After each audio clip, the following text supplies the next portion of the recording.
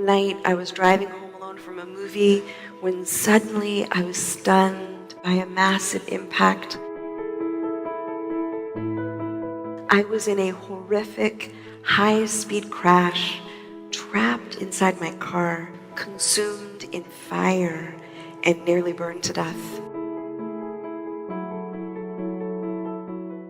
Suddenly, out of nowhere, a man appeared, and there was this face inches away from me, looking at me through my driver's side window. It's like he was superhuman, and the man walked through that wall of fire. When the firemen arrived later, they said if he had hesitated even 3 seconds, I'd be dead. Sometimes all it takes is one person to change a life. I'm an unbelievable, almost beyond comprehension. There were 1,400 people in the room. I would say 99% of them were on the edge of their chair.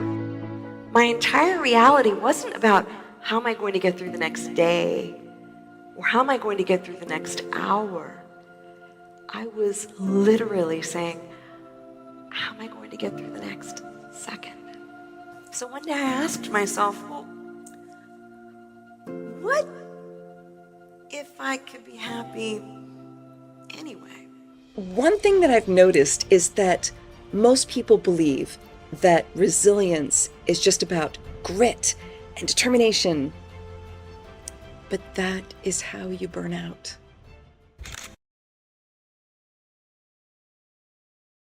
There is so much more to the full story of where true resilience can take us. And I teach the 5 active qualities we need to access in order to support and build a healthy, fully functioning resilience mindset. I've gotten very clear about this idea of resilience. It's not something you're necessarily born with. It is something that you nurture and practice. I describe them as 5 kinds of courage. The first is the courage of curiosity. Best thing I took from her, and I wrote a lot of notes, it's a big reminder that I must have control of myself, of my thoughts, and my attitude, especially toward challenges. I learned that I have to be 100% fully in charge of my life, that I'm driving my life.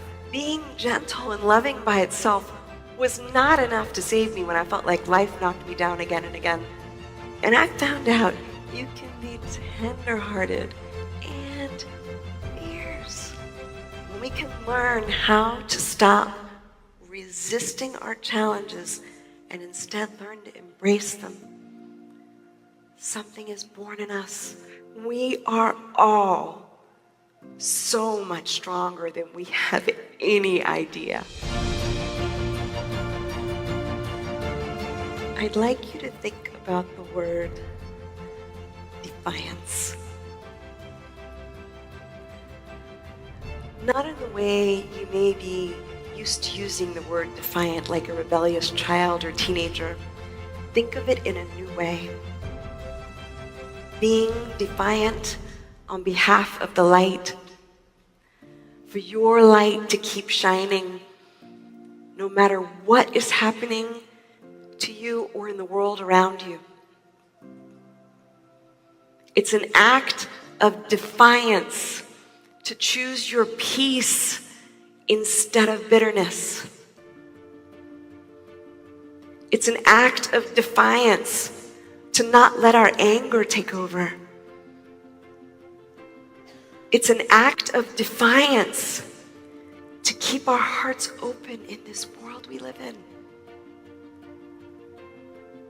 Make the decision for the light to win. Be defiant. To see her whispering and hear not a single pin drop in the audience as she spoke. It was such powerful words from a powerful woman. This is a moving keynote. It will unify everyone in the room. It is packed with takeaways where everyone will leave feeling like they can see their life from new coordinates.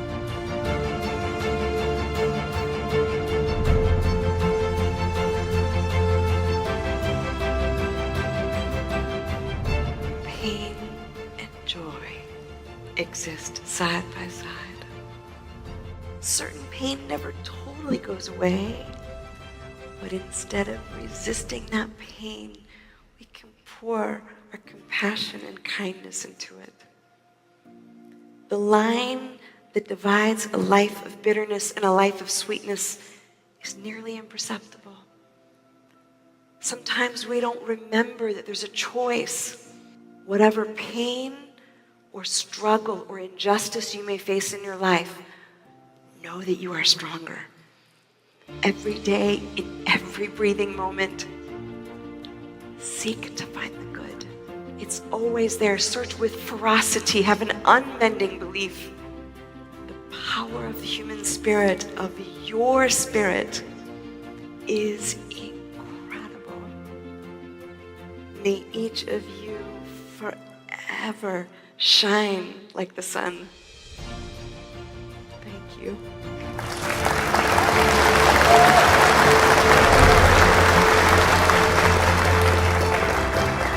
This is from the heart, and believe me, take home value, that's key. I'll repeat, take home value of that presentation, again, was truly outstanding. It's an honor to be here and give her an endorsement.